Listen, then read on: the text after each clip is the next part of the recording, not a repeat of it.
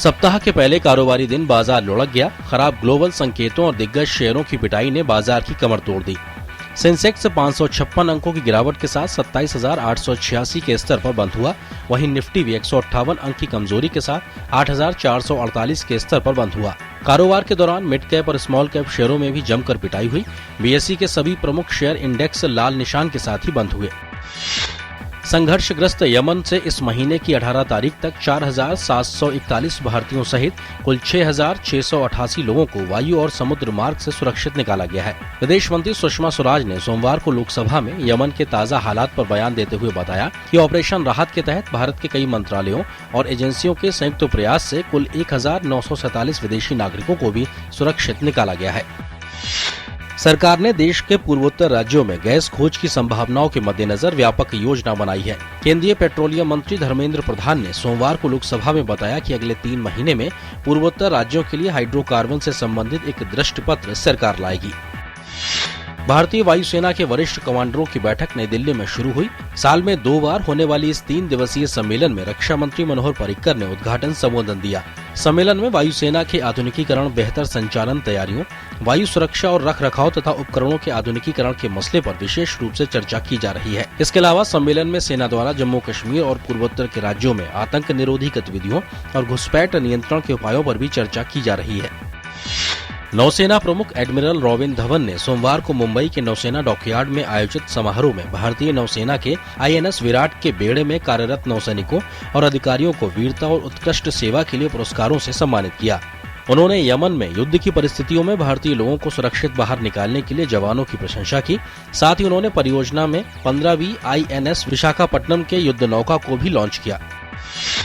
केंद्रीय जांच ब्यूरो ने 2G स्पेक्ट्रम प्रकरण में कथित हस्तक्षेप की घटना की जांच के लिए नई प्राथमिकी दर्ज करने की सोमवार को उच्चतम न्यायालय से अनुमति मांगी है। इस मामले में मौजूदा आरोपी ने कंपनी में एक व्यक्ति विशेष की भूमिका पर पर्दा डालने का प्रयास किया था।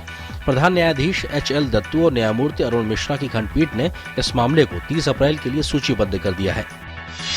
आंध्र प्रदेश सरकार ने लाल चंदन की कथित तस्करी से संबंधित मामले में पोस्टमार्टम रिपोर्ट सोमवार को हैदराबाद उच्च न्यायालय को सौंप दी है। अदालत ने राज्य सरकार से शेषालम वन क्षेत्र में इस महीने की 7 तारीख को हुई मुठभेड़ में मारे गए 20 मजदूरों में से 6 के शवों के दोबारा परीक्षण की रिपोर्ट सौंपने को कहा था।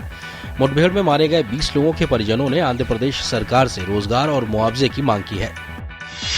दिल्ली की एक अदालत ने सोमवार को टेरी के निदेशक RK पचौरी की यूनान में हो रही वैश्विक जल सम्मेलन में शामिल होने के लिए विदेश यात्रा की अनुमति मांगने वाली याचिका पर सुनवाई से इनकार कर दिया। शिकायतकर्ता ने उनकी याचिका के गुणदोष पर सवाल उठाए हैं। पचौरी एक महिला कर्मचारी द्वारा लगाए गए यौन उत्पीड़न के आरोपों का सामना कर रहे हैं।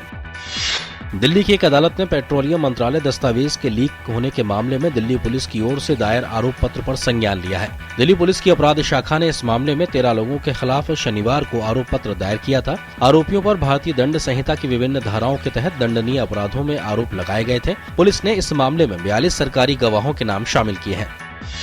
जम्मू कश्मीर में संघर्ष विराम के उल्लंघन की एक और घटना में पाकिस्तानी सेना ने रविवार को रात कठुआ जिले में हीरानगर सेक्टर के रिहायशी इलाकों में गोलीबारी की।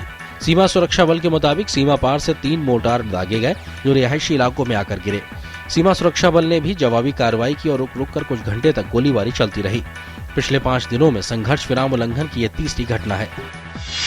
हिट एंड रन मामले में फंसे अभिनेता सलमान खान पर मंगलवार को फैसले की तारीख का ऐलान होगा। 13 साल पुराने इस मामले में सोमवार को बचाव पक्ष ने जिरह पूरी कर ली। जिरह के दौरान अभियोजन पक्ष ने 27 गवाहों को पेश किया था। हालांकि बचाव पक्ष ने गवाह के तौर पर केवल सलमान खान के ड्राइवर अशोक सिंह को पेश किया था। सलमान पर आरोप है कि उन्होंने 28 सितंबर 2002 को अपनी कार बांद्रा में एक बेकरी में घुसा दी थी, जिससे पटरी पर सो रहे एक व्यक्ति की मौत हो गई थी और 4 अन्य घायल हो गए थे। जम्मू कश्मीर में बड़गांव जिले में नारवल में एक युवक की मौत के बाद नजरबंद किए गए सभी अलगाववादियों को रिहा कर दिया गया है।